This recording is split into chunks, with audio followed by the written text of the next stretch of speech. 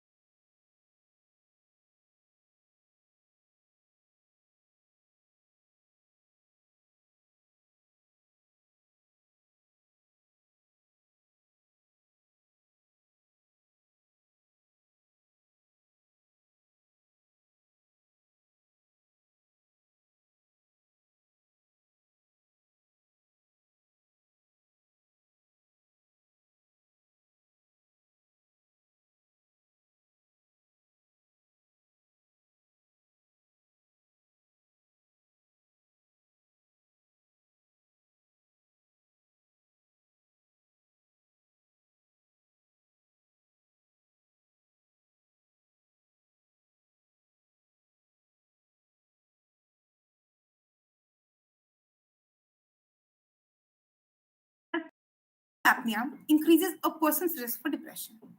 Now, next is fatigue. People who are depressed often feel that no matter how much they sleep, they never feel rested. They may have a hard time getting out of bed in the morning or struggle to perform activities of daily living, like bathing or doing household chores. Fatigue is not only one of the most common physical activities of depression, but tends to be one of the most challenging to treat. One study from 2010 found that even after starting an antidepressant, 80% of people with major depression, fatigue persisted in them. Now, depression and fatigue may become a part of a cycle where ongoing low energy and decreased motivation worsen depression. Therefore, adequately addressing fatigue is a crucial part of creating an effective treatment plan for someone diagnosed with depression. The next thing that we need to think about is appetite and weight changes. Depression in and of itself can make someone feel like eating more or less than they typically do. People who are depressed may report that they have lost weight without trying or have gained weight without being sure of the reason why. One factor that may contribute to weight gain is emotional eating, which refers to a person using food to self medicate feelings of depression. These behaviors can lead to weight gain over time. If someone is overweight or obese, changes in self image, associated health problems, and weight stigma can also contribute to or worsen your depression. Depression can also cause someone to lose weight, loss of appetite, low energy, and motivation that makes preparing meals difficult, bowel symptoms, and other factors which may lead to weight loss in someone. People who have eating disorders such as anorexia nervosa often also have depression or other mental illnesses. Weight loss in eating disorders can be extreme and may cause a host of physical symptoms. Several studies have suggested that malnutrition from inadequate food intake may worsen depression. Now, let us discuss how parental depression affects children. Now, there is also evidence that growing with a parent or caregiver who has depression can take a toll on a child's mental health and well being. The condition can influence many different aspects of parenting, including how caregivers interact with their kids. Now, depressed parents may interact with their kids less or in more negative ways. For example, they may be more critical of their children or are less likely to respond to their children's needs. Now, social isolation is a characteristic of depression and can also extend its effects to kids, decreasing a child's contact with supportive people outside of the family. Some research suggests that having a parent with depression increases a child's risk of later developing depression themselves. It has been found that infants with depressed mothers may cry more frequently or at a higher intensity. They may have behavioral problems. Kids are more likely to show signs of attention deficit hyperactivity disorder, that is ADHD, and they're more likely to exhibit symptoms of depression and anxiety disorders. Now, parental depression may also contribute to higher substance abuse rates among adolescents, poor social relationships, and worsen their school performance. The high degree of stigma attached to mental illness means that many parents don't get the help that they actually need. The judgment that society makes about mental illness means parents don't want to admit that they are struggling. The pressure to be perfect also means that people often don't want to acknowledge that they are depressed. Now, to discuss my next point, let me show you a small video.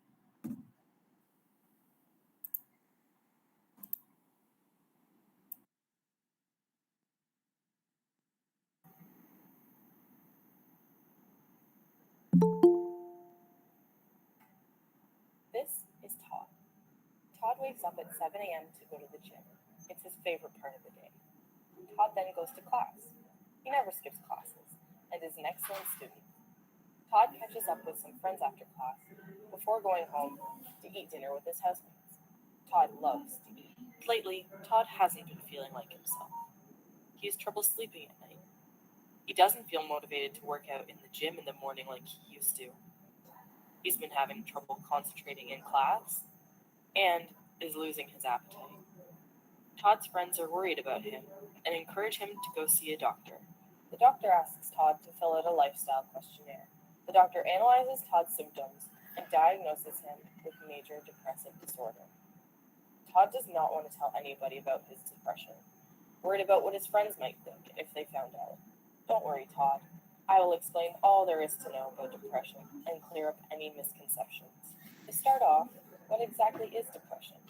Major depressive disorder is a mental health disorder characterized by persistently low mood. The average length of a depressive episode is seen to be 6 to 8 months.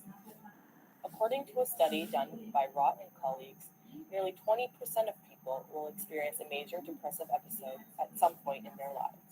Some of the major emotional symptoms include deep feelings.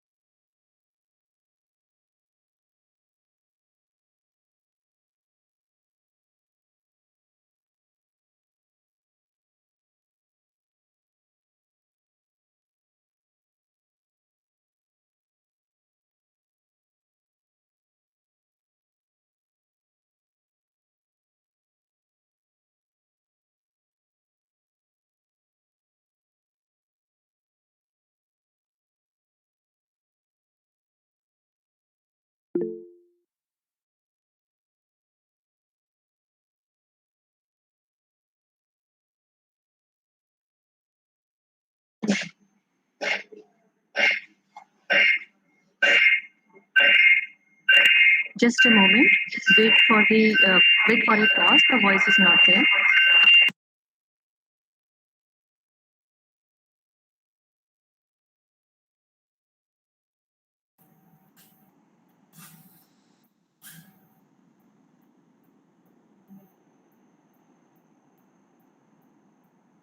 This is Todd. Todd wakes up at 7 a.m. to go to the gym. It's his favorite part of the day.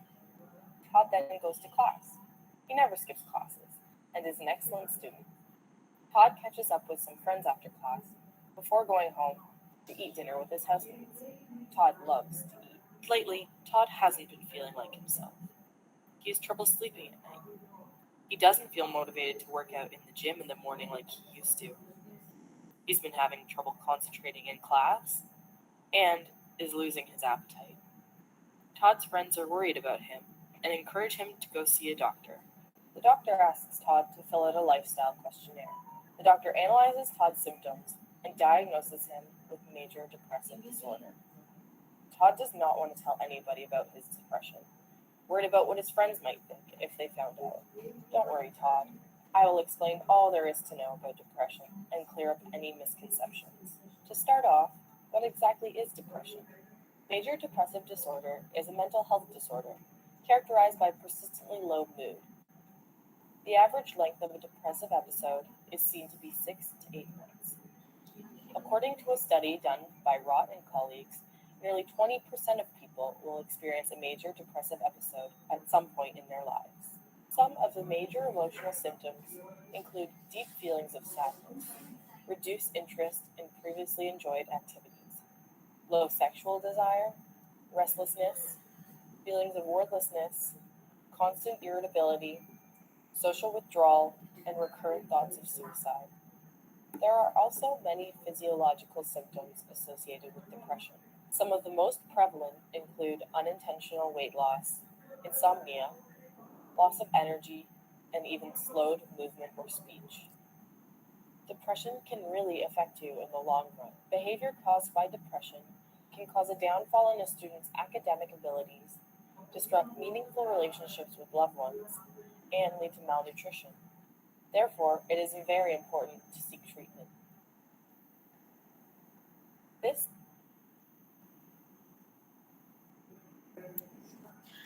Now, let us talk about students and mental disorders. We all need to understand that depression is not uncommon in students. Unfortunately, a large number of educational institutions and teachers are yet to have to learn and wrap their heads around the fact that mental issues are actually existing and these are causing students severe depression and even losing their lives. About 12% of Indian students between ages 4 and 16 suffer from mental disorders. With the passage of time, psychological concerns are increasing in Indian children, particularly suicides and behavioral issues. 20% of them show symptoms of mental disorder, out of which 2 to 5% have serious issues like bipolar disorders or autism. Now, every hour a student in India takes his own life. Now, what could be so wrong with the educational system? Education is extremely important, and our institutions not only impart education, but they also prepare young minds for the social changes they would come across in the future. The main reason for this is parental pressure, peer pressure, young love, and relationships. It is also important to take note that depressed students are more likely to develop problems like drugs and alcohol.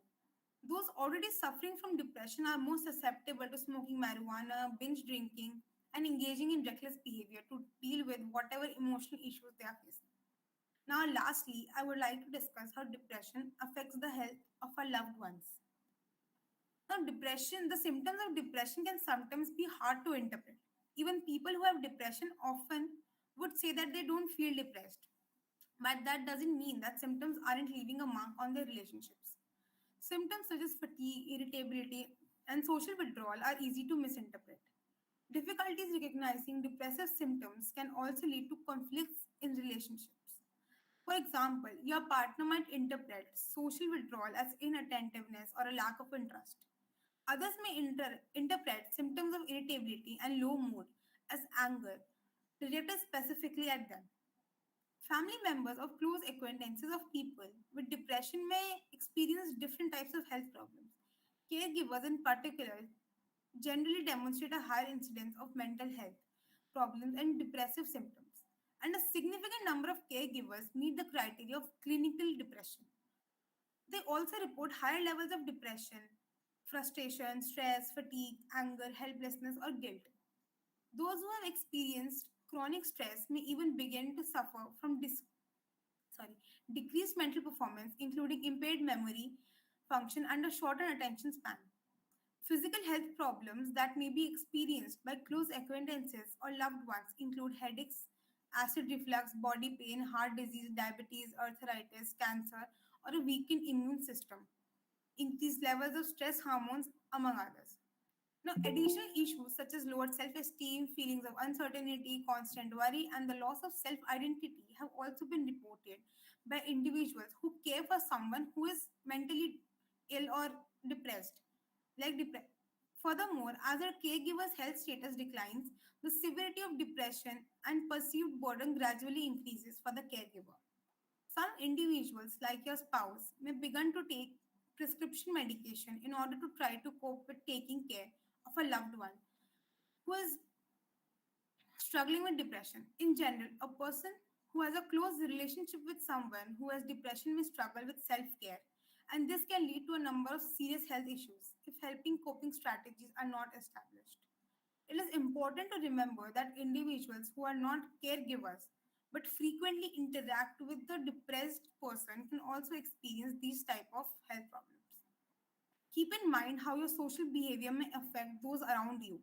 If you frequently experience a loss of interest in pleasurable activities, in like insomnia, fatigue, decreased focus, social problems, or even thoughts of suicide, it is important to remember that these symptoms may affect both your long term health as well as those around you. This means that receiving individualized treatment like pursuing therapy that is family or caregiver oriented is essential for you and your loved ones. Considering how depression affects those around you, it's important to have people in your life who are able to maintain emotional and physical health through good self care, as they will be better able to support you when you need them. This can help reduce conflicts and prevent loss of close relationships. But don't rely on these personal connections alone to get you through your depression symptoms, as it is not a permanent solution. Depression can be treated, and understanding how depression affects those around you, you may encourage to seek out beneficial treatment options. Now, before ending my part, let me simply tell you about some well known successful people who have fallen prey to this menace of depression. Known for his participation in films like Mrs. Doubtfire, Jumanji, and The Club of the Dead Poets, Among others, Robin Williams was a famous American actor, winner of an Oscar in 1998 for his memorable performance in the movie Good Will Hunting. Despite his great sense of humor that he showed publicly, the comedian suffered a serious depression. And in August 2014, he decided to take his own life by suffocating at home. British American actor Jia Khan committed suicide on June 3rd, 2013. Jia made her debut in Bollywood with Ram Gopal Varma's Nishab in 2007. Her performance earned her a nomination for the Filmfare Award for Best Female Debut. She made another notable performance in the 2008 Amir Khan film Gajini. She was found hanging in a Juhu residence in Mumbai. Retired competitive swimmer Michael Phelps is the most successful and most decorated Olympian of all time, boasting a total of 28 medals. But that didn't make him immune to depression. He says, after every Olympics, I think I fell into a major state of depression to CNN in 2018. He has admitted to using drugs to self medicate and contemplating suicide. He is now uses his experience to help others through the Michael Phelps Foundation and the Boys and Girls Clubs of America. Now, for more than 10 years, actor Matthew Perry made viewers howl with laughter as Chandler Bing on the hit show Friends. But while we were all laughing, Perry was battling severe depression that ultimately led to debilitating addiction issues. Perry, who calls his time on Friends the worst and loneliest years of his life, spent the better part of a decade in and out of rehab for depression, drinking, and opiates. It was only when his co stars began to catch on and the media began reporting his troubles that Perry says he finally began his slow path to recovery. Today, Perry is clean, the star of the Odd Couple reboot on NBC, and an advocate who helps other Hollywood addicts deal with their issues. Even in real life, we have seen this around us, so I would like to share a personal experience. Now, during the time of COVID, my cousin brother's wife passed away while she was 3 months pregnant. After her death, my brother did not react like a normal person does, but instead he became silent, idly, so if I say. We thought he was just in shock and denial. But after about 15 days, he still did not speak, and that's when my uncle thought that something was wrong. And he took him to a psychiatrist where he was diagnosed with clinical depression. I wanted to share this small incident because it happens many times, especially in our Indian society where depression is as big a myth as talking menstruation or taboo. Our so called Samaj considers depression to be only a Western term and not an actual problem, leading to people not talking about it and ultimately ending their lives. I would like to sum up my part with the following video.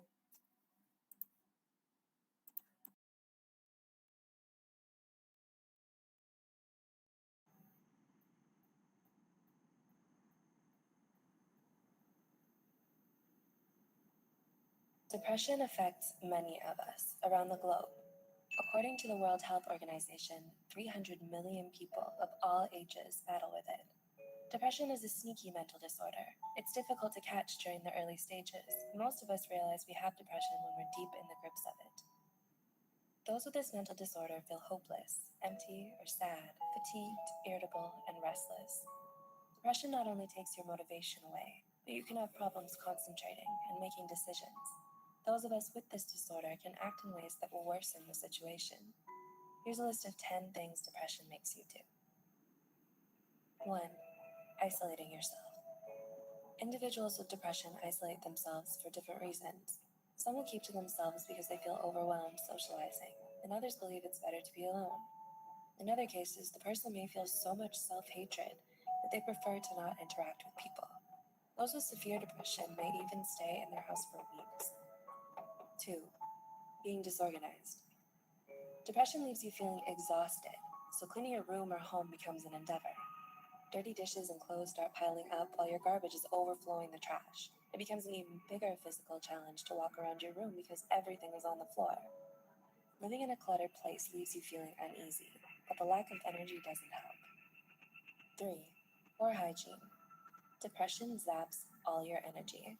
It's difficult enough to get out of bed, so showering, brushing your teeth, washing your hair, and taking care of your body goes out the window.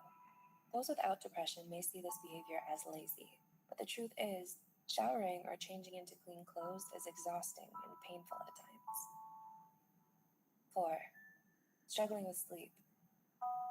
Depression affects your sleeping schedule. Some of you may stay up and sleep very little. It keeps you up with your intrusive, unwanted thoughts. These may end up making you feel anxious all through the night. In other cases, some of you will sleep excessively and still feel unrested. 5. Catastrophizing every situation. Depression plays tricks on your mind, making you believe negative things. It can get to a point where you're constantly looking out for bad things to reassure your pessimistic thinking. Every time something bad happens, you use it as evidence to prove how bad life is. This slippery slope makes it difficult to see life under a brighter light. 6. Terrible eating habits. Those with depression will either eat too much or hardly anything at all. Some of you may find yourself in the kitchen eating everything in sight, trying to eat away the emptiness or sadness you're feeling, while others don't have an appetite and may even feel disgusted by food. In other cases, some of you may feel so exhausted that the thought of preparing a meal is overwhelming. 7. Lack of motivation. Depression steals your interests and desires right from under you. Your favorite pastimes and hobbies no longer satisfy you. Slowly, you find yourself feeling dead and numb inside. If you aren't careful, you'll end up staying in bed all day. 8. Evading your problems. Depression by itself is overwhelming. You can feel devastated and out of control most days, so trying to face situations and problems head on is difficult enough. Instead, you ignore or set the problem aside, and this in turn can bring trouble because it will continue to pile up. 9. Feeling guilty and feeling self-hatred. If you allow depression to take over your thoughts, then you'll most likely feel self-hatred. You'll continue to talk down to yourself, and this often leads to the development of self-esteem issues along with poor self-image. Eventually, you'll believe you aren't worth it anymore. Some people with this mental disorder can even feel guilt by thinking all their problems are their fault. And 10. Living in fear. People with depression fear that terrible things will happen to them. In severe cases, some of you will sabotage a good situation, believing that it will turn bad. Other times, individuals will reject opportunities and stop pursuing their dreams. It's a twisted way to protect yourself, because this prevents you from living and achieving amazing things. Depression affects us in different ways. The list mentioned in this video contains some of the common. With this, I would like to end my discussion. I hope that by now you all would have understood the effects of depression and will in the future be considerate to anyone around you who is undergoing depression. Thank you. Thank you, Ashma. That was a thought provoking session indeed. Let us now understand how to avoid or stay away from depression. May I request Shan Srivastav to take over the proceedings? So now that we have discussed the causes and the effect of this menace called depression, let us now focus on the measures to stay away from it and some common myths associated with this term. So here I would like to start with the measures to overcome depression or how to overcome depression. So basically there are lots of ways to avoid or even overcome depression. They are as follows. So here we start with the first point, which is don't take on too much. Here we are actually talking about the work stress or the workload that actually an uh, actual individual get at the time of his working hour. So why staying busy isn't a problem, doing too much soon could be. Actually, people have a tendency to be superior for that. They just try to grab all the opportunities. Like in an organization, there are lots of employees who have an intention to become a manager for future, or there is an intention of promotion. So they actually compete with each other and takes lots of responsibility because of the competition, and the responsibility that they take is more than their capability and the capacity they have. So taking responsibility will not only work, as the responsibility increases the work stress. Actually there is a direct relation between the work stress and the responsibility. So feeling overwhelmed creates stress, and stress is a main root for depression. Instead of compiling a long list of tasks, consider setting one or two smaller goals. You can just classify your goals into smaller parts. When you have done a small thing, set your eyes on the another small thing and then another. This way you have a list of tangible achievements, and you can easily achieve your work, and you can also fulfill your dream by doing that. But taking all the responsibility, or taking all the work load will not work. Actually, it has been also said that prefer smart work rather than hard work. So as per a psychologist and an author of U-Turn Changing Direction in Midlife, Nancy Irwin says that what more stressful experiences can make the symptoms of anxiety and depression additionally severe. Quote, stress by creating balance and knowing your limits. Irwin also says if you are prone to depression, this is your responsibility, just like brushing your teeth or obeying the speed limits. So in this line, she's just trying to conveying that you have to appreciate your limits, or you have to be in your limits, because going above limit will automatically, directly or indirectly, will affect you in the real life also. So here the second point is exercise regularly. So we all know that exercise is good for your general health and wellness. It can also make you happier. That's because working out doesn't just affect your body fat percentage, it can also change the way you feel by boosting happy brain chemicals and buffering your response to stress. Actually, they are the obstruction for the stress, and the effect can be so dramatic that many psychologists think regular exercise can help treat lots of disorders like anxiety and depression.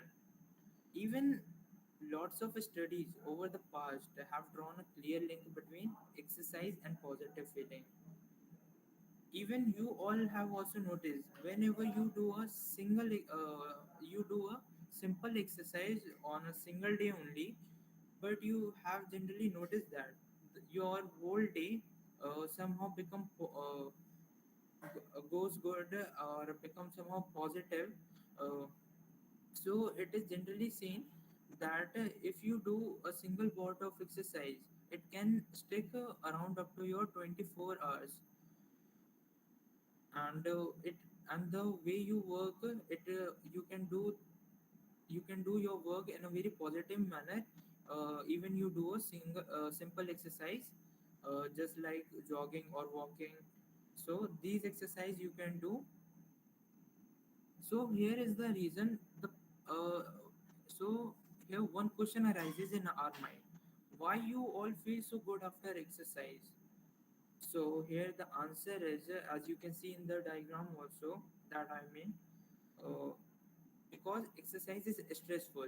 Now you are all thinking that what I'm saying, and actually it is a weird answer, that how stressful can become a reason to for better feeling or feel good. But actually it's a fact that exercise is a physical stress on the body, which means it activates the HPA axis, which is a process of which include lots of process of secreting hormones. It also activate your serotonin and BDNF, which are neurotransmitter, and which helps you to uh, deal with the stress. Uh, Pulkit, please change the slide. The part of your nervous system that controls your actually the HPA axis has a full form: hypothalamic pituitary adrenal. So here it is the part of your nervous system that controls your body stress response. Actually, it includes hormone secreting gland from nervous system to your endocrine system, and during the entire process, the uh, thing it does is the signal production of the stress hormone, which is known as cortisol. Here cortisol, you can say it causes a number of changes that helps the body to deal with the stress, or you can say it helps to produce the physical change you associate with the stress or exercise. For example, like you all know about the glucose. So because of cortisol, it helps glucose to mobilize, over the body. But Pulkit, please change the slide.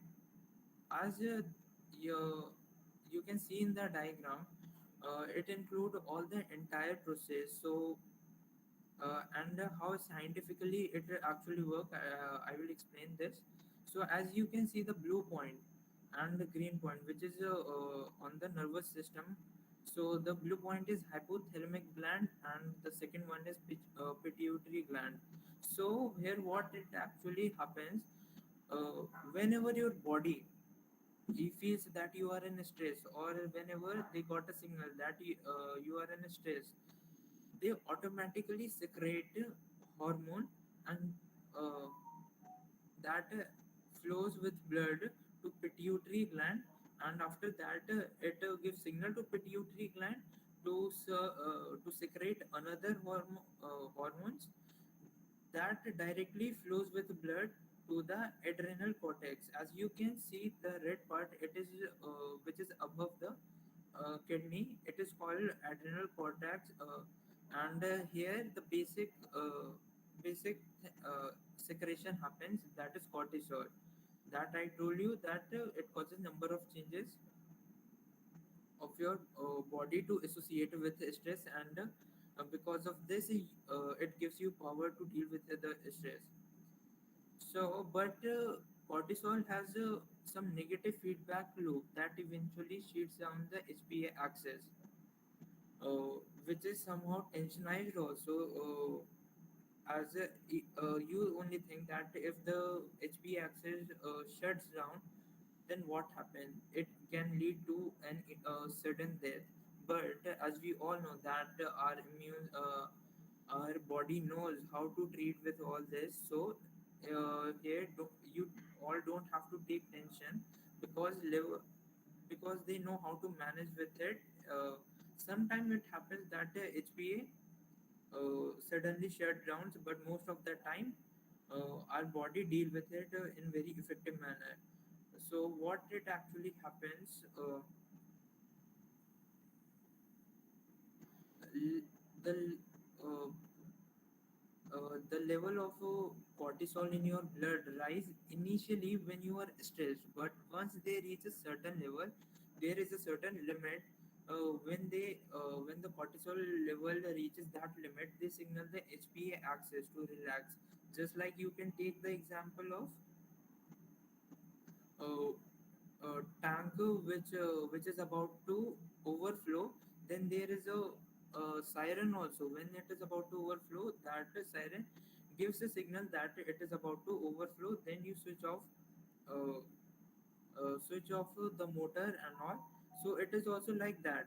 Whenever there is a certain limit, whenever the cortisol level increases, so HPA axis automatically get the signal, and it then after that a certain time it get relaxed.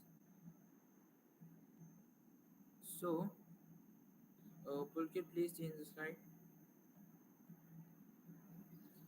So working out also ups your level of serotonin, which is a neurotransmitter in the regulation of mood and emotion.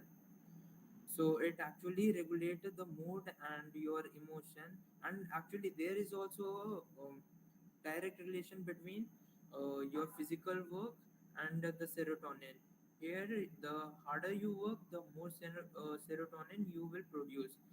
That is somehow interesting, uh, and you can easily just identify the depressed person also. If you find just you can just easily recognize when you ever see a depressed person, so you can just easily identify that uh, his serotonin level is very low. Because of that he is suffering from depression and anxiety. It also helps to increase the other chemical with serotonin, which is also a neurotransmitter, which is BDNF. The full form is brain-derived neurotrophic factor. So actually, it is like a fertilizer for your brain, just like HYV seeds for the plants. So it actually helps to grow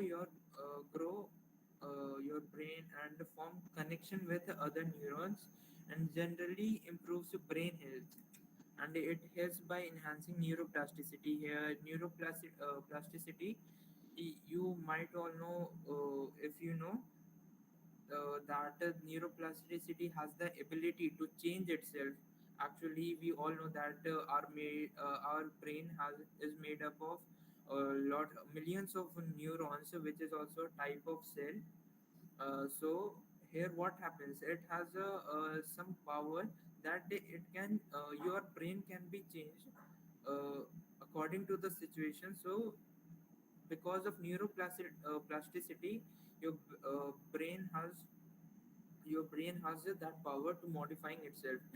So uh, so to enhance your neuroplasticity, BDNF is must.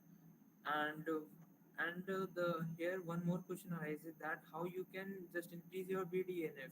So you can just increase your BDNF by aerobic exercises. According to 2000 study, workout with meditative focus and some yoga posture helps a lot to stay from depressing thought. So there are immense benefit of exercise, but this you all have to implement every day without excuses, as knowing is no use without implementing. Actually, we have a tendency that we actually ignore these type of uh, exercises. We just put into tomorrow. So we must know that tomorrow never comes. So you have to be prompt and regular, and and it is compulsory. If you are suffering from depression or anxiety, then you have to be routine. If you are not, then your condition will become critical day by day. So here are some effective uh, yoga postures that can help you to overcome depression. Uh, so the first is Paschimottanasana. Another is Viprit Karni. And, and the third is Setu Bandha Sarvangasana. But actually, it is not limited to only these posture. Actually, there are lots of postures, but you have to.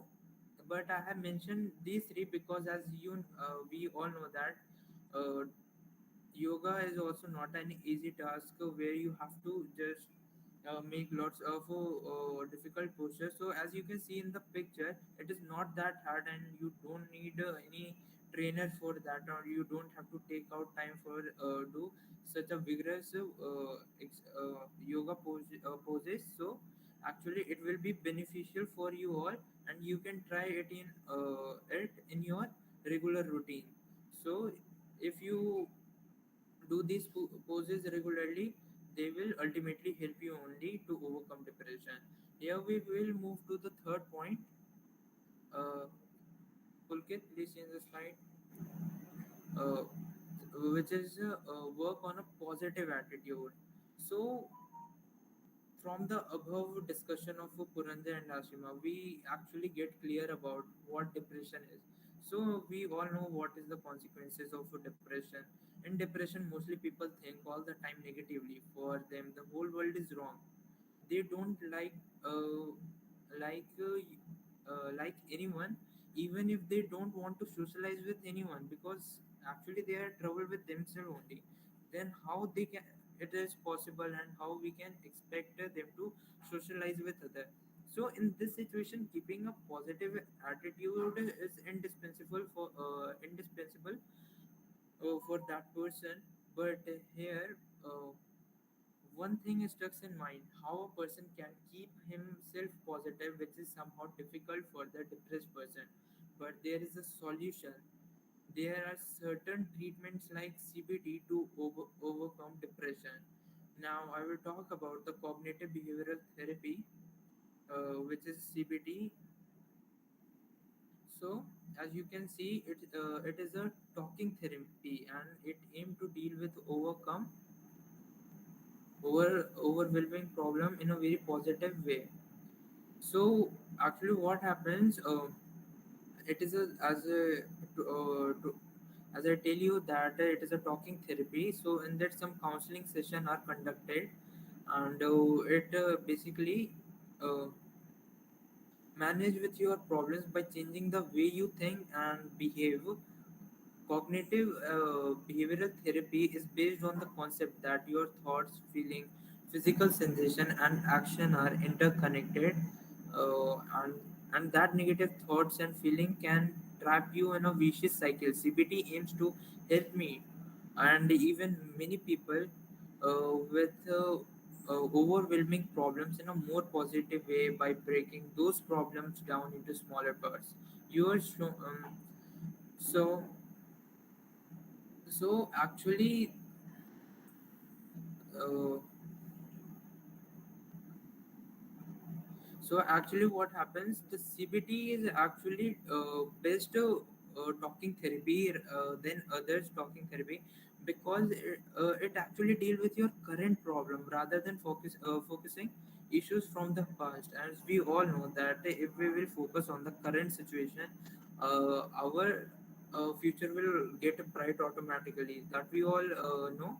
So it is actually dealing with the current problem. For that reason, it create a practical way to improve your state of mind on a daily basis for people whose depression is more severe, long term, or frequent. Here, the main part is counseling. Doctors specialized in this area know how to deal with the patient. It is not like that anyone can of you just do any type of counseling and depressed person will be fine. And I'm giving a warning that you don't ever try this with any depressed person because for that depressed person, it will affect his mind and will can lead to a very danger thing also. So I'm saying this because the doctor know psychological method while talking with patient. They do counseling carefully, looking at the situation whether the question they will ask does not hurt the sentiment of the patient. So they better know how to deal with it. So they are professionals. They actually deal with. They have lots of ways that the question that they are asking doesn't actually hurt. Actually, they calculate that the question that I will ask to the patient will affect his sentiment or not.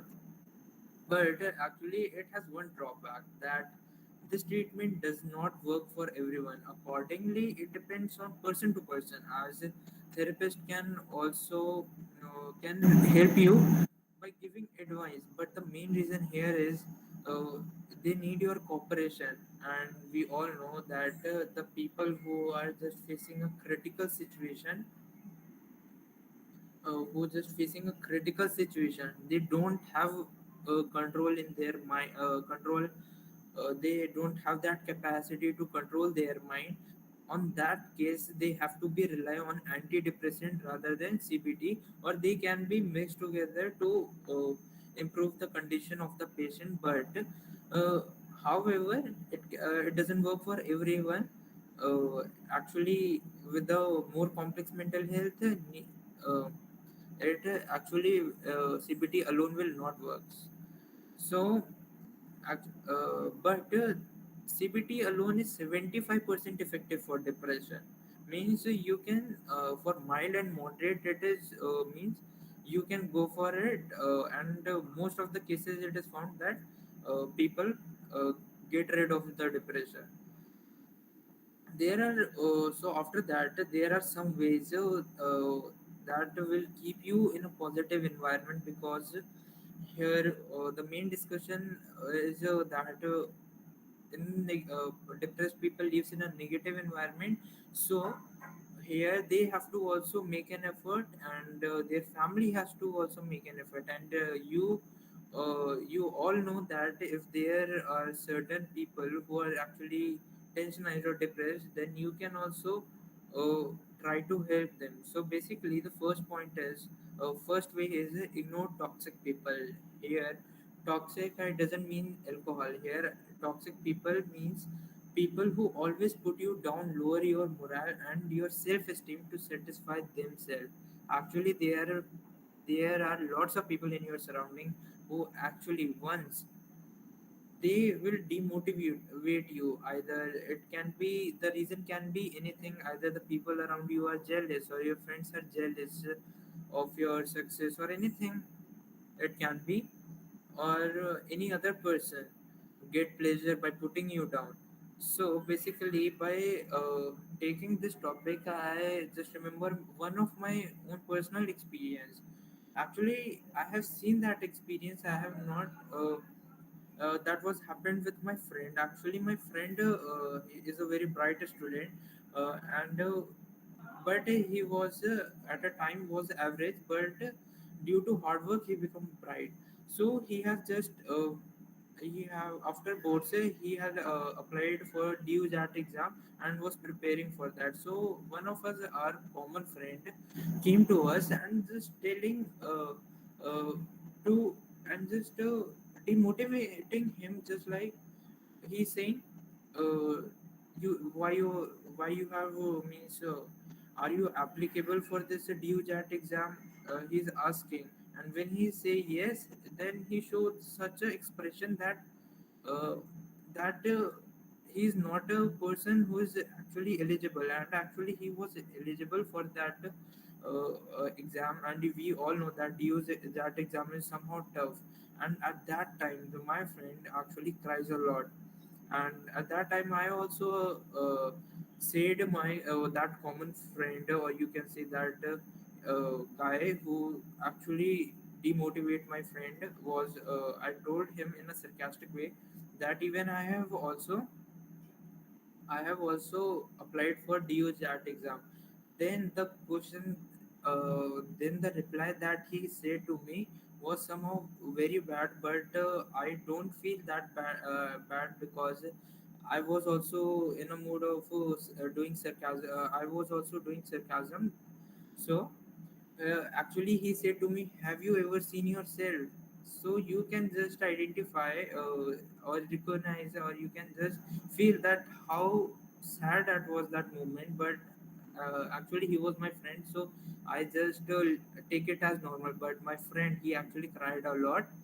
So there are actually lots of people like him will actually pinch you and will demotivate you. So you have to acknowledge your power. Like my friend, even after demotivating him, he has actually cracked a due JAT exam, and and he got admission in Shahi Sukhdev, which is a reputed college also.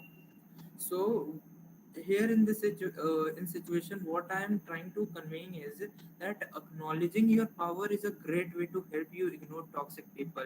You are more powerful than they are because you can think positively, whereas they are stuck in a negative mindset. The people who actually demotivate you, as long as you can remember this, you can successfully ignore them. And if you think that you are actually depressed, but you can do a little effort also from your side. If you will not, then actually it will not affect you, it will affect your family member also. So try to try to improve yourself also, and try to ignore these type of videos also. So after the second way, as I have discussed in the first point also, be busy but remember your limit. That thing I'm again saying that remember your capacity to do any work, and your limitation. And after that, you do any work. Being stressful is not a way to do any work. After that, the third way is try to find a positive play. Actually, sometimes we live in a busy environment, or we are permanently living in that busy society, which may also create a stress. So you can just go outside like a park, do cycling, an open road where there is greenery, a positive place. It doesn't mean living in a room or particular place. It can be anything. Just it depends on you. Whatever you like, you can, and whatever thing you just find it positive, you can do that, or can you can live in that. uh, but here positive place doesn't mean that you have to see sunrise in the morning because it is somehow positive. It depends on you. If even you like night, then spend your time at night on the rooftop also. So it totally depends on you. So you can just try to find these type of places, or you can uh, or there can you can live with the people to whom you think is positive. Actually, while sitting in a positive surrounding, also create an environment, or you can say it is a positive place. They can be your family and friends, or it can be anything. So the last way is to keep yourself happy is trying to mix with the natural environment. Actually, it has been observed from years that natural environment helps a lot to keep a person in a positive state. Even research reveals that environment can increase or reduce our stress, which in turn impact our bodies.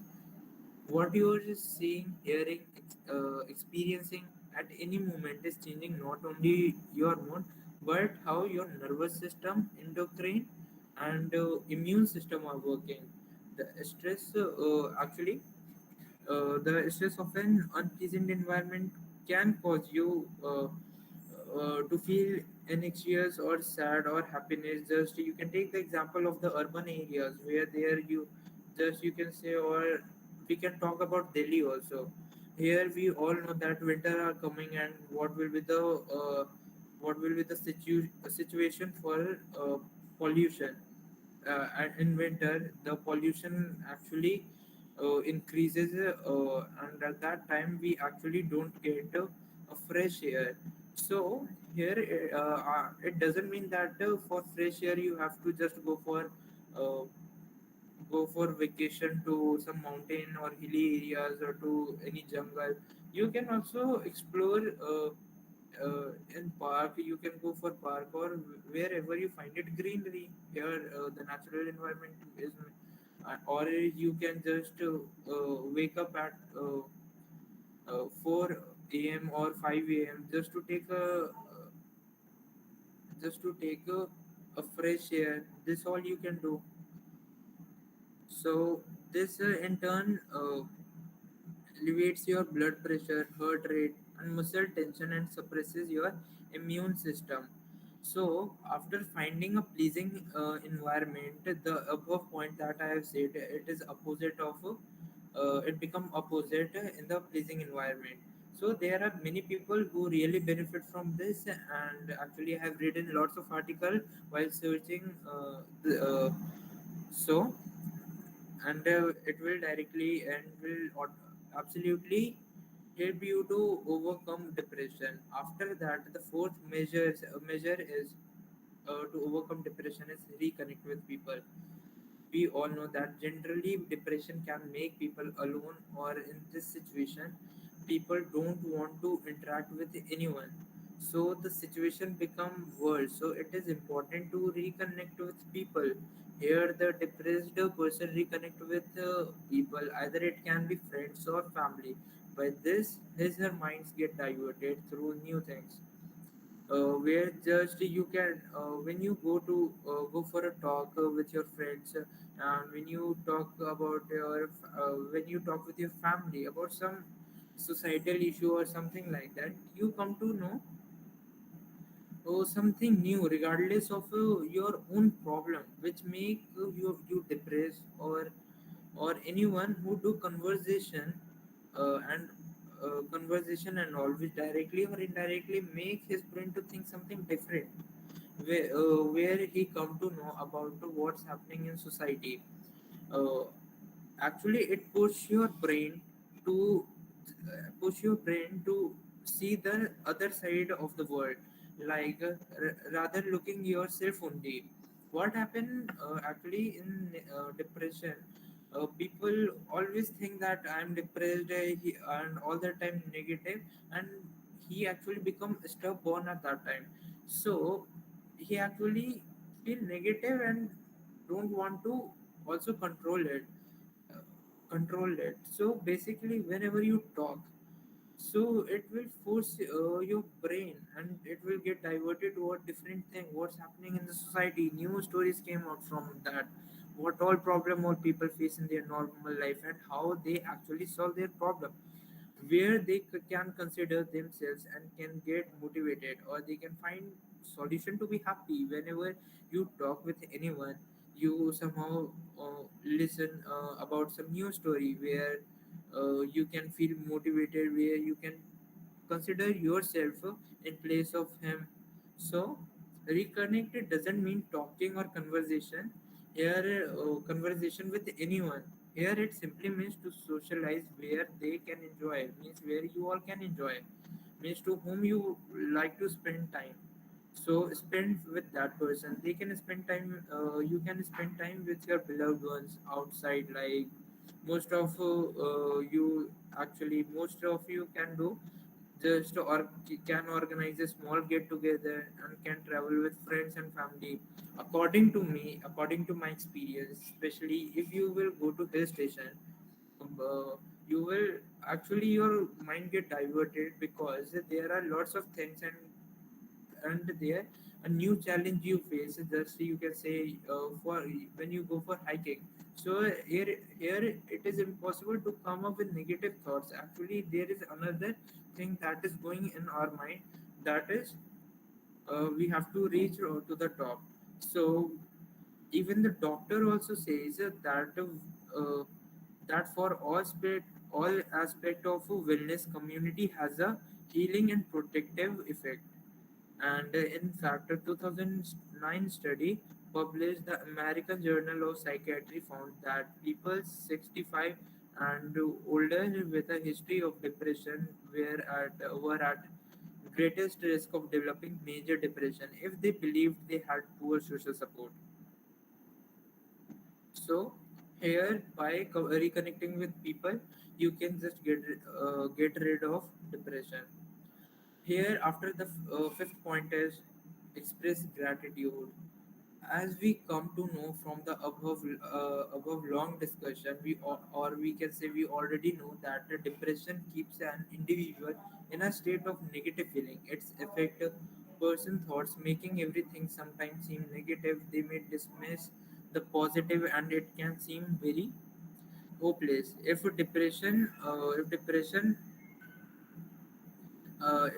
depression has you noticing only the negative, then make an effort to try to just notice the good thing. Here good thing doesn't mean that you have to think all the time uh, good, or you have to become a or you have to become a good boy, or you have to become a good girl. For that, it is not like that. Simply what you have to do is to notice thing notice thing notice the good things. Here good thing does things actually good things will help a lot, like being grateful. Suppose try to think, if there is no computer, or there is no PC, laptop or phone, what will happen at that point of time? Try to just think and go very deeply. Actually what happened there, we cannot watch all that Netflix. And in today's time, I have seen lots of people, even I myself, we actually somehow addicted to Netflix, YouTube, and mostly people play games and lots of things that we actually do.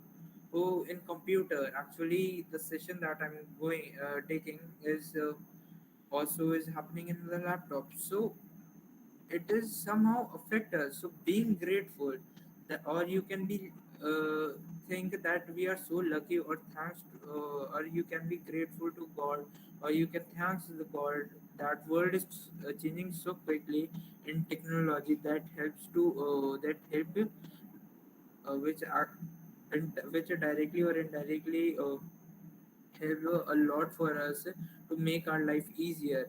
Like in pandemic situation, even in the pandemic situation, we are taking class. Even some of the yoga session or some uh, dance session are also are hosted through the online, are are hosted online. So in fact, a 2005 study published in the American uh, uh, Journal of American Psychology found that people who performed a daily gratitude exercise, such as making a list of three good things in their life, had lower levels of depression. So you can, uh, as per the journal as per this journal you can also just follow it. You can just make three things or uh, which is actually memorable for you. After memorizing that event, you actually feel good, so you can do that, and actually you will uh, it will actually affect your mind, and you the depression can be had the depression can be prevented by that method. After that, I would like to start with the sixth point, which is build your self-esteem. Pulkit, please slide the scene. Please change the slide. Build your self-esteem. So self-esteem isn't something you can grow overnight. Learning to accept yourself takes time. There are things you can do it. You have uh, lots of a loving feeling. Make yourself to spend time enjoying with the people whom you like, to whom you feel motivated. Actually, the main problem here in this situation is that people has a very low confidence at this point of time. Actually, they don't get time to even work out for themselves also. But what I said in the starting, you have to work and have to make little effort for that. I might be sure that each one of you has someone to whom you like to spend time or talk with, which motivates you all the time. There are lots of channel also which actually which actually make videos on motivation, so you can watch them. And many people, I have seen that millions of people also like that. If you don't prefer that, then you can just talk with your parents. They will motivate you.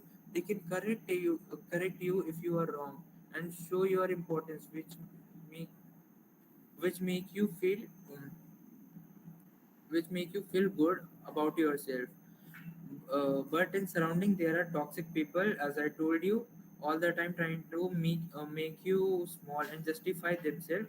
So don't listen to them, just completely avoid them. So there are some ways where you can just which through which you can just avoid toxic people. So uh, Pulkit, please change the slide. So as you can see in the screen, stay away from the anyone who makes you feel worse about yourself. Just if someone make you feel worse about yourself, just scold him or being rude or make fun of or do the same thing what he's doing with you. Here they will never try to even demotivate you. After that, cut people out of your life who take advantage of you. Actually, there are lots of people who actually polish you, but at the back they do lots of things actually wrong thing, and want to take advantage of you and want to put you into a trouble. So the from these type of people you should be avoid. So you should have to recognize you have that ability. You should have to build that ability to avoid that people who actually take advantage of you.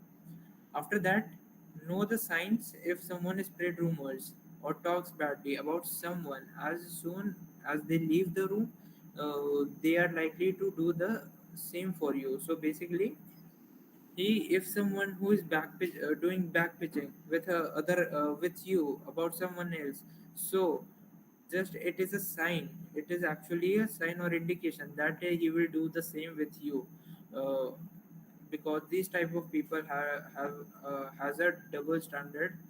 Uh, they have. So after that, the sixth measure is avoid social media. Actually, now it's the main thing that actually affect lots of people. Here, I'm sure that lots of people are on social media, especially Instagram, Facebook, and Snapchat. So actually, there are benefit of social media also. Like social media helps to communicate and stay up to date with family and friends around the world. Find new friends and communities network, or you can say network with other people who can just share similar interest, or you can also share the similar interest or ambition, where you join or promote worthwhile causes, raise awareness on important issues. The above thing that I have said actually looks nice or sounds good, but you only tell what is the harsh reality. It is somehow very different. As I can take the example of the previous year, one of the most two bad things happened previous year during social media. First, uh, Baba Ka Dhaba, we all know what actually happened. Actually, the effort was to make him rich, and the situation becomes so worse that it ends in the police station and all that. Boys' locker room, that was a very controversial thing. So I hope that you actually understand what I'm trying to say. So the above thing that so it was a harsh reality. So actually, social media create a stressor named FOMO, fearing of missing out. You can also say that it is an actual social anxiety from the fear that you are missing a potential connection, event, or opportunity. Suppose taking an example, when a person is new in Instagram, Facebook, and all the only thing he do making friend, posting pics and stories. There is nothing wrong in this, but most of us take it our status. Suppose what, it's my personal experience, even you also have experienced this I think when I was in sixth class, the Facebook was trending, was at the point of was very famous, and means lots of people lots of children were making account, even they are not uh, actually it was age restricted also, even then also they are doing so. I can't do at that, but I haven't made it my account on Facebook because my parents are strict. Actually, they don't want me to actually, at that time they don't want me to use that platform because actually it was age restricted. So at that time I also feel that somehow uh, I'm odd one out from all the children are modern, and I'm the only who actually come from the rural area. But this type of thinking is actually bad. Actually, this is this example this explanation actually it is actually wrong, because it actually creates in my mind a FOMO, that I am fearing of missing out, as the name also suggests that if everyone else is using social media sites and if someone does not join it, their concern that they will miss some joke, connection, or invitation by somehow it looks cool, and somehow in the modern world we actually appreciate these type of things. So missing experiences can anxiety and depression. But when people look online and see they are excluded from an activity, it can affect thoughts and feelings and can affect them physically also. Actually, these all incident develop the nature of odd one out, as I have told you in the example of my personal experience also. So, according to me, this is depression without any reason. As you all can notice that how social media, such a small thing, can affect your mind. So, using is not a problem. Don't be addicted. And if you feel that you are addicted, you cannot avoid it. Means you are being addicted, then completely avoid it. After that, the major thing is stop drinking. That drinking actually have lots of limitation for a human, but it actually destroy our your mind very badly. It has lots of consequences, like it blocks your chemical signal between brain cells, which is called neurons, as discussed by the Puranjay in very detailed manner. So we all know that neurons have very essential role in your brain process, as they provide information, or they are the messenger for your body. They use some electrical impulses and chemical signal to transmit information between different areas of the brain and between the brain and the rest of the nervous system. So, if neurons will not work properly, then how the message can be transmitted? Here, the question arises from brain to all body. When your neurons, which is a messenger, actually it is not working because of an alcohol. Then how you can just coordinate with your all body?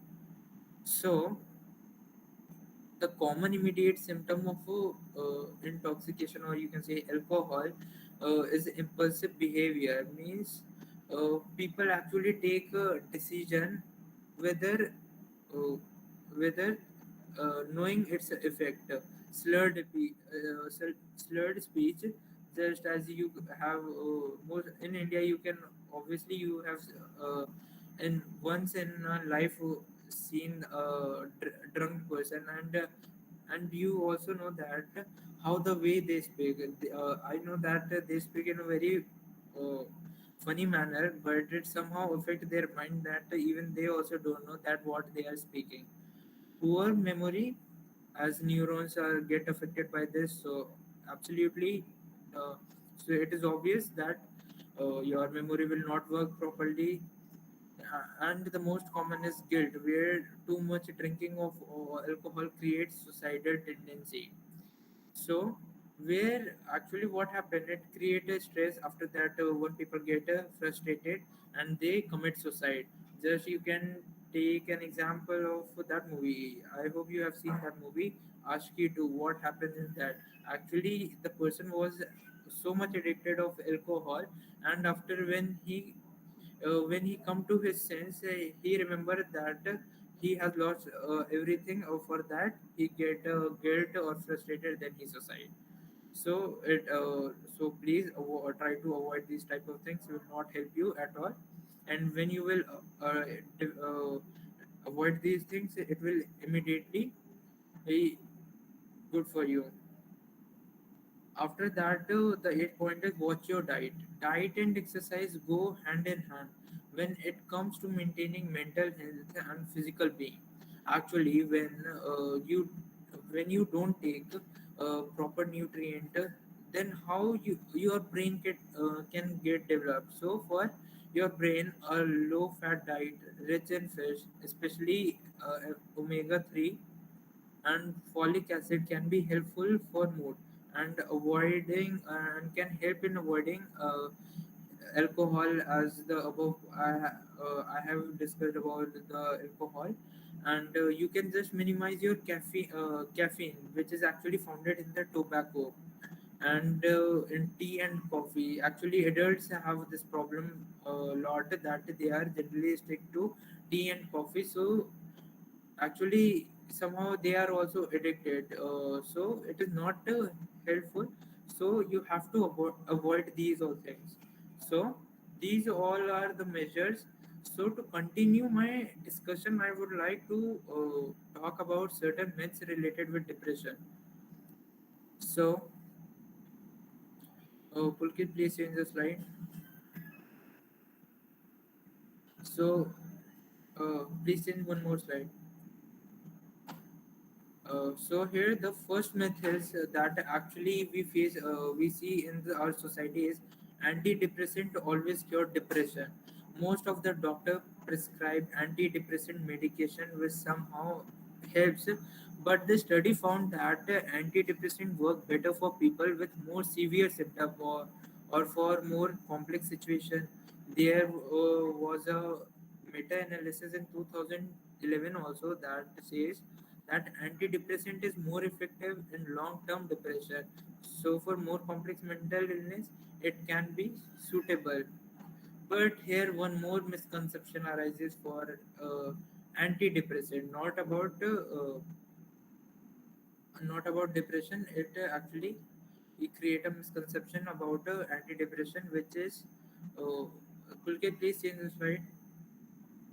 Which is here one question arises that are depression only for severe cases of depression? Actually, it depends on person to person. A lot of people who suffer from moderate depression also take antidepressant, and some with mild depression consult a psychologist for treatment. So even a lot of people who suffer from even mild depression also take antidepressants. So it is not necessary that all of them are prescribed antidepressant pills, or that all of them require an environment change or some communication. Similarly, some people get treatment from a single counselor and get cured, while others require these extreme measures. But here, one more misconception is about antidepressant is due to which depressed people generally avoid taking antidepressant, and mostly these people are who are actually in critical situations. So actually, he it is a awareness that you all should know, and if you find such a person, you can just aware them also that the stigma attached here is that antidepressant pill, like taking medication, would induce sleepiness or would lead to other side effects. So all these things are misinformed concept, but an antidepressant uh, is not the only option. There are many therapy through which they can be cured, like talk therapy. So as in, Shreyansh, I would like to remind you, beta, there's a time constraint. yeah, So ma'am. just try to just shorten down your script. Okay. Okay, ma'am. So uh, there are lots of talk therapy. So these all things depend on the person. As I say in starting, it differ from person to person. It totally depends on them which type of treatment is suitable for them. Antidepressant are also prescribed, but for complex situation, even if you don't want to be depressed and you want to get rid of uh, and depression, then you can just take it. It is nothing harm or taking antidepressant. Another myth is depression isn't a real depression. Some people think that depression is a normal thing, or mostly people say getting depression is a choice. Actually, it's a mere sadness, or it is a mere sadness or weakness of character. But the person who say all these things, either he have lack of knowledge or can't understand or feel the situation that the depressed people do. They even claim that it is up to us to get into depression or to do things that will drive away from depression. So these all things, talks and conversation keeps people into confusion regarding sadness or depression. So never try to just make sadness equal to depression. So we should probably know about these two terms. So depression is a strong biological component when the environment get better productive and supportive after a low mood spell, or you can say after a mere sadness, but you do not get better despite then the problem is something else. Means after low mood, but not for after a low mood or sadness, you are from but it has been a lot of days you are not feeling nice, then it is a sign of depression. So depression is a complex mental health disorder, as we all know, and no one wants to stay in this state. It makes people hopeless, where a person always think negative, feel hopeless, worthless, and in this stage you don't want to leave or die. So however, the situation is very hard, as you don't have control on your mind, and nobody chooses to be praised for the sake of self pity. Our language has also trivialized it by using it very loosely. We generally use depression as very a common word, like I got depressed. Just like if we don't like someone, we easily say anybody that he's a psycho. Just like that, we take it very loosely. So we don't have to take it so much loosely. It's a very, it's a very problem. It's a very problematic situation for you if you are depressed. After that, uh, so if you are depressed, then don't write it off as normal. Instead, consult any doctor. They can help you and provide you various treatment, and you are or you can just follow all the measures that I have uh, taken before the myths. So the after the third myth is, Pulkit, please see the slide. Uh,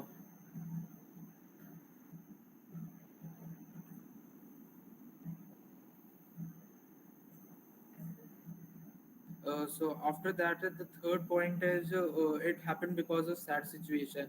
That the thing is only there that that I was telling in the previous point that sadness and there are lots of misconception between sadness and depression. So sadness is for 2 or 3 days, or whereas the depression is a last longer thing. Eh, and if you are just facing this, then you have to consult doctor. So So these were the some common myths or misconceptions that people generally have while understanding or talking about depression. In the end, I would just like to say that we should all remember that if we consciously make someone positive modification in our lifestyle and thinking patterns, we can certainly stay away from depression ourselves, and can also help others to live a stress-free, healthy life. Let me leave you all with a wonderful video capturing the essence of our discussion, as it is based on personal experience. So, thank you for patience listening.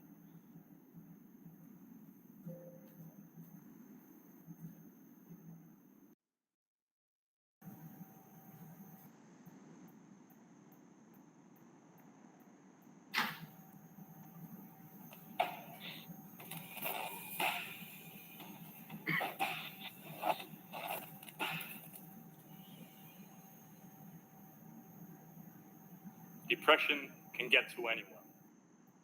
It got me when I was a teenager. Now, it is incredibly difficult to explain depression to someone who's never experienced it before. Being depressed doesn't necessarily mean you'd want to take your own life. More often than not, it means you wouldn't mind if you just disappeared, never to return.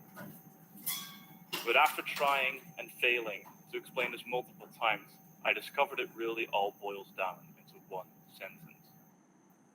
I didn't want to die. I just didn't want to live. Now, I would get mad at myself because I felt like I had no reason to be sad or tired or depressed. I had an amazing childhood. I had great friends. I had a long-term girlfriend. I had good grades in school. And by good grades, I mean I knew exactly how much I had to study to get a solid 60% on the test. When I was just shy of 16 years old, I decided to tell a couple of friends I felt depressed. I don't know what I expected. I think I thought just telling them would make me feel better. It did not. I noticed that people don't always know how to show their support to someone suffering from depression. They want to show their support, but how? Well, let's talk about it. There are multiple ways to show your support to someone suffering from depression, 4 of which I will go into. Now, the first method is what I call the good life method. Now, when I told my friends about my depression, a lot of them would react along the same lines. They would say, "But Jonathan, you have such a good life. You have so much to be happy for. Why are you not happy? Look at that guy. He has reasons to be unhappy, but he's not. So why are you?" Now, this didn't work out all that well, because even though they had the best intentions, it would always come across as, "Why are you being such a crybaby?" And this didn't help, especially because I was already mad at myself for feeling this way. Now, the second method. is what I call the "oh, thanks, I'm cured now" method. This is where someone will come up to me and say, I was depressed once, and I just stopped thinking about it. And then I felt better. And that's what they would tell me to do. Now, these people almost always seem to forget that depression is an actual illness. So it would be like telling someone with the flu, have you tried, not having the flu?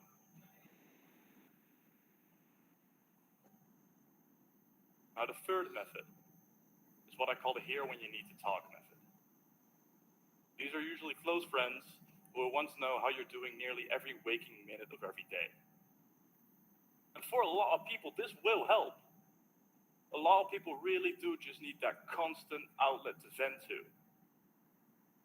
Now, I don't like to talk about my emotions a lot. I listen to and make music as an outlet for these emotions. So I rarely feel the need to talk to other people. And this is where the fourth and last method comes in. I call this the just sit here with me method. Now, let me tell you about one of the most memorable moments of my life.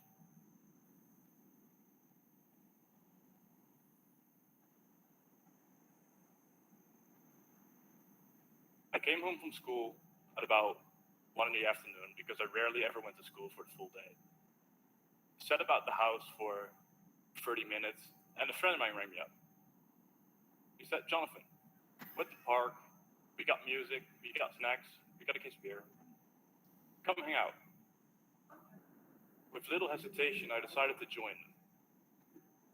And so we went to the park. And all we did was sit there, listen to music, and drink a couple of beers. Cheers.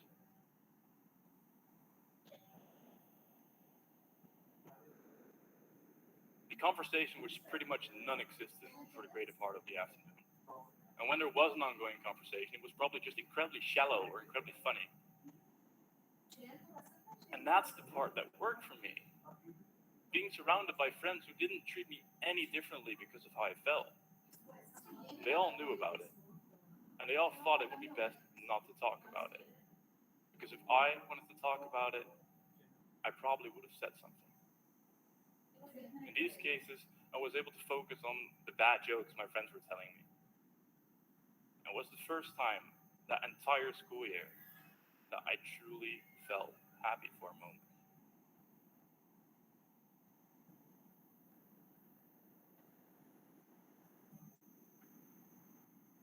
Now, I don't do well on my own, but I thrive when I'm with friends. I've learned that if I have the option to go and see friends, I should always take it. It took a lot of time to start asking friends to hang out. It even took a lot of time to start accepting these invitations.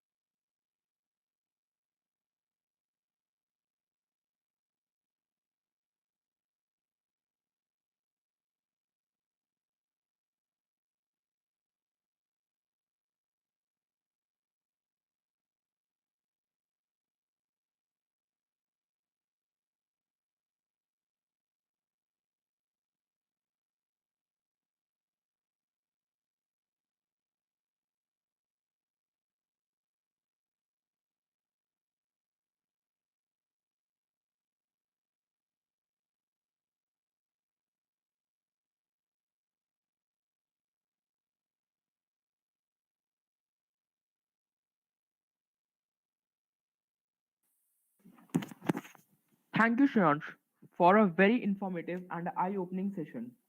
I am sure that after this seminar, all of us have a better clarity about the cause, effects, and solution to this menace called depression. Let me now present the valedictory note. I would now like to take this opportunity to summarize today's discussion in a nutshell and once again focus on the key point put forward by our resource person in today's seminar.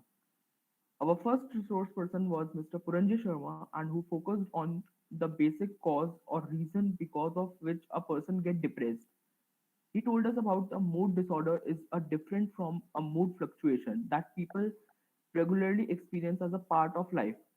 Basically, it is a mood disorder that make you feel constant sadness.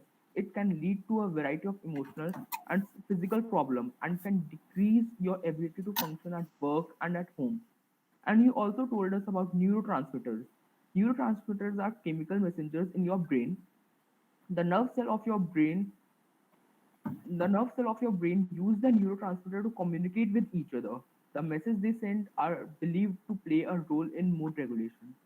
There are some points which are discussed by Puranjay, and they include the first one is you are at a higher risk for developing depression if you have a family history of depression or any other mood disorder. Some events affect the way your body reacts to fear and stressful situations. There are some greater risk for depression if the frontal lobe of your brain is active. However, scientists don't know if this happened before or after the onset of depressive symptoms. The fourth one point discussed by Puranja is the certain conditions may put you at higher risk, such as chronic illness, insomnia, chronic pain, or attention deficit hyperactive disorder. The fifth point is a history of drug or alcohol misuse can affect your risk. The last point discussed by Puranjay is the negative personal or professional situations can result in depressive disorder. He also talked about a role of a pandemic, COVID-19, in creating extreme sense of depression in the people around the world. Subsequently, Ms. Ashima, our second resource person, explained about the effect of depression, and she discussed that a various problem caused by depression. She said that depression may lead to a variety of emotional and physical problems. Depression in young and old is evident as sadness, irritability, cleanliness, and turning to be extremely sensitive symptom. The symptom of depression are evident as a loss of interest in normal activities, insomnia, anxiety, agitation, and trouble in thinking, urge to commit suicide. There are some symptoms like back pain and headache. She mentioned that the individual who are suffering from depression are also typically view vague in social interaction as a negative and attribute social difficulties to their personalities. This leads to a fewer close relationships, lower levels of empathy from others, and a higher incidence of unfavorable social interaction. People who are chronically depressed also have a tendency to induce negative in other, and this may cause social rejection as well as a loss of socially rewarding relationships. Further, she told us about how our loved one's depression can affect us adversely. She also talked about increasing cause cases of depression among students. The main reason of this are career concern, parent pressure, peer pressure, and unsuccessful relationships. It is also important to note that the depressed students are more likely to develop problems like drug and alcohol. The already suffering from depression are more susceptible to drug abuse, binge drinking, and engaging in reckless behavior to deal with whatever emotional issues are they were facing. Our third resource person Shreyans told us about how to avoid and overcome depression. Some tips given by him to overcome depression are: don't talk too much, exercise regularly. The third is work on positive attitude, reconnect with people, ignore toxic people, express gratitude, build your self esteem, avoid social media, and the last point is manage your diet. He also made us aware about some myths related to depression. Antidepressants are always cure depression. It's not true, as relevant treatment depends upon person to person, concern, and type of depression he or she is going on. Depression isn't real depression. If you think you may be experiencing depression, then you don't write off as a normal. Instead, consult any doctor who can help you with various treatment like CBD, talk therapy, and antidepressant. The third point is it happens because of sad situations. There are different between the sadness and the depression. Lower mood spells don't last longer than a couple of days, whereas the depression, on the other hand, can cause a mood swings that last for several days, and sometimes the reason is not so important that. The last point discussed by the Sriyansh is you will have to be on antidepressant forever. In majority of the cases, you may not need to take antidepressants for the rest of your life, and your doctor may prescribe your psychotherapy along with the temporary medication. He concluded by saying that we should all remember that if consciously make some positive modification in our lifestyle and thinking pattern, we can certainly stay away from depression ourselves and can also help others to live a stress-free and healthy life. All the three resource person showed us a relevant video which captured the essence of their discussion. In the end, I would like to summarize the entire seminar by a quote by John Green, which says, "There is a hope even when your brain tells there isn't." Gautam Buddha also said, "Worrying does not take away tomorrow's trouble, it takes away today's peace." So let us make conscious efforts to live a stress free life and be aware about the causes, effect, and solution of depression so that we ourselves don't fall in its trap and are able to help those who encountered it. To conclude the event, may I call upon Sonali Negi to present the vote of thanks. A very good afternoon to everyone. I am here to spell out the words of thanks to all those who made this day useful and informative. In this seminar, we have learned about so many aspects related to such a relevant topic. Thank you, Puranjay, Ashima, and Shreyansh, to elaborate upon the causes, symptoms, and solutions of depression. This seminar was an eye opener indeed. On the behalf of the audience, I thank all the three resource persons and Dipansh for coordinating the event smoothly. After attending this seminar, I am reminded about this inspiring quote by Roy T. Bennett. Nobody is exempt from the trials of life, but everyone can always find something positive in everything, even in the worst of times. Thank you all once again.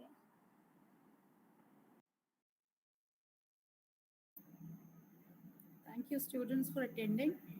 Thank you, all the resource person. Very well conducted. All of you can leave now. Thank you. Thank you. Thank you.